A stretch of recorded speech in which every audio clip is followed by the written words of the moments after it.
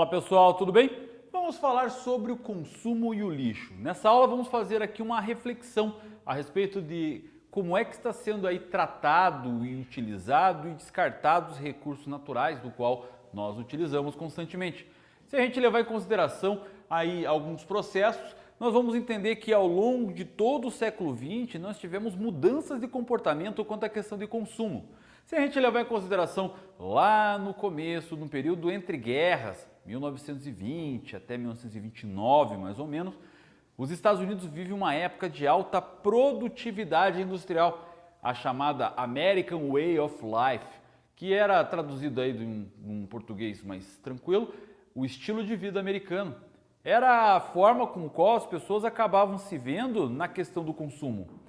As pessoas precisavam estar com roupa da moda, a marca do produto aí que estava em ascensão, tinha aparelhos e eletrodomésticos aí, todos eles disponíveis ao mesmo tempo. Isso fazia com que eles estivessem aí pertencidos à classe social do qual ele gostaria de estar. Nesse sentido, dessa maneira, é que o consumo acaba sendo aí incentivado, acaba sendo desenvolvido.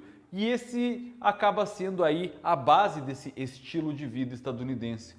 O consumo, principalmente, o baseamento do consumo e o aumento de produção de resíduos. Se a gente levar em consideração, quanto mais a quantidade de coisas que compramos, que consumimos, maior vai ser aí a produção de resíduos. E esses resíduos podem gerar diversos problemas ao meio ambiente, diversos problemas que acabam gerando aí processos aí bem complicados nisso tudo. Se a gente levar em consideração aqui, vamos ter uma diferença básica desses resíduos, os resíduos sólidos e os resíduos líquidos. Quando a gente fala de resíduos sólidos, nós vamos ter aí os resíduos sólidos que podem ser reciclados e os resíduos sólidos não recicláveis. Também nós temos aí os resíduos orgânicos na parte sólida, então que são aqueles do qual a natureza tem aí uma capacidade de fazer a sua desintegração, de fazer aí a sua degradação ao ambiente. As bactérias acabam se alimentando daquilo e esse material que sobra acaba servindo aí para a utilização para o próprio solo, gerar nutrientes. Agora, já os elementos sólidos, esses resíduos sólidos mais recicláveis, eles normalmente não são aí degradáveis, eles não conseguem ser destruídos facilmente pela natureza ao longo do tempo. Só para ter uma ideia, o papel, algo mais simples, demora aí cerca de 2 semanas para começar um processo de decomposição.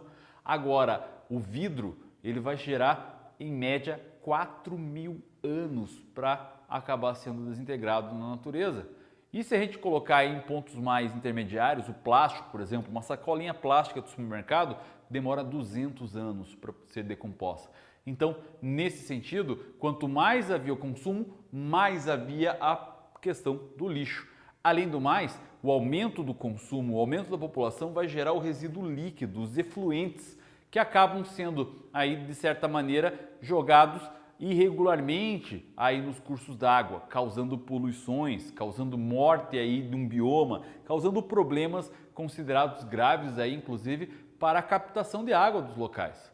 Quanto mais as ligações de esgoto acabarem sendo colocadas em lugares errados, acaba gerando um grave problema ambiental para todos. Então essa questão da forma com que se é consumido as coisas acaba gerando aí todo um problema no ecossistema. Então, por isso a importância de a gente tratar a questão do consumo e do lixo. Se a gente levar em consideração ao longo do tempo, existem formas que acabaram sendo utilizados para gerar uma maior produtividade no setor industrial, na questão do incentivo ao consumo. Principalmente aqui, ó, a obsolescência programada e a obsolescência perceptiva. Quando a gente fala em obsolescência programada, a gente imagina que é um produto que ele foi programado para ir para o lixo. Sim, quando você compra um produto ultimamente, ele não vai ter aí um prazo estendido, onde normalmente vai ter aí esse produto funcionando durante muito tempo. Os nossos avós vão ter aí aparelhos eletrônicos que naquela época se utilizava muito aí essa situação. Então, não é raro alguém chegar e dizer assim, na minha época os produtos não eram tão ruins como são hoje, eles duravam muito mais. Porque, na verdade, a ideia era fazer uma duração maior. E hoje, a ideia é justamente fazer com que esse produto se degrade rapidamente, mas a ponto que as pessoas tenham fé suficiente para ir lá e comprar outro. Então, essa é a grande ideia, essa é a grande sacada da obsolescência programada, que é fazer com que as pessoas consumam um produto e vão novamente buscar novos produtos, ou porque o prazo de garantia acabou, ou porque não vale a pena eu consertar aquele produto, vale mais a pena eu comprar outro produto inteiro e descartar aquele que estava ali funcionando, só precisava de algum reparo, ou às vezes até estava funcionando, mas ele acreditou que aquele produto esteja obsoleto. Então, nesse sentido, a indústria, todo o sistema de produtividade industrial, ele já cria produtos justamente para isso, programados para ir para o lixo. Agora, além da obsolescência programada, nós temos a obsolescência perceptiva. O que é a diferença disso tudo? Você provavelmente já deve ter percebido como é que a moda acaba mudando ao longo dos anos. Até pouco tempo atrás, as mulheres usavam calças mais largas, hoje já usam calças mais estreitas, mais coladas à perna. Amanhã provavelmente vai ser novamente mais largo, mas afinal, isso tudo se refere a práticas de o que é mais confortável para a mulher, calças mais largas, calças mais justas? Não, é que usar calças largas em ano de calça justa significa que você não está participando desse ciclo econômico e, portanto, você não consegue fazer parte de um determinado grupo social. Assim, fazer com que as pessoas percebam que você está na moda é também uma forma que você tem para estar no grupo social e, consequentemente, mostrar para as pessoas que você está cumprindo com o seu papel de consumidor. Então, essa é uma sacada dessas políticas de incentivo ao consumo. A ideia de que tudo hoje em dia é volátil, tudo se estraga facilmente, tudo acaba sendo barato o suficiente para que você vá e compre, sabendo que aquele produto não vai prestar por muito tempo e que você já vai ter que trocar. Então, essa volatilidade de toda a produção industrial é um dos principais fatores da produtividade. Consequentemente, acaba gerando muito lixo. Esse lixo acaba sendo jogado em algum lugar, uma vez que ele não vai ficar ali na sua casa ou na cesta de lixo da frente da sua casa. Ele vai ser destinado a algum lugar. O serviço público tem por essa responsabilidade. Agora, dependendo da situação, a forma com que ele chega continua gerando problemas ao meio ambiente. Porque nós temos aí, por exemplo, lixão a céu aberto, um determinado lugar da cidade onde as pessoas simplesmente jogam o lixo lá.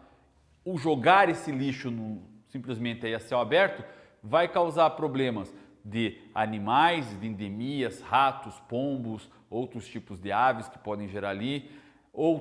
Além dessa situação, acaba gerando com o primeiro ali problema de desintegração dos alimentos e também dos outros materiais do lixo, gerando um líquido preto extremamente tóxico chamado de chorume, que vai infiltrar aí no solo e, consequentemente, na região dos lençóis freáticos, causando contaminação grave aí dos cursos de água.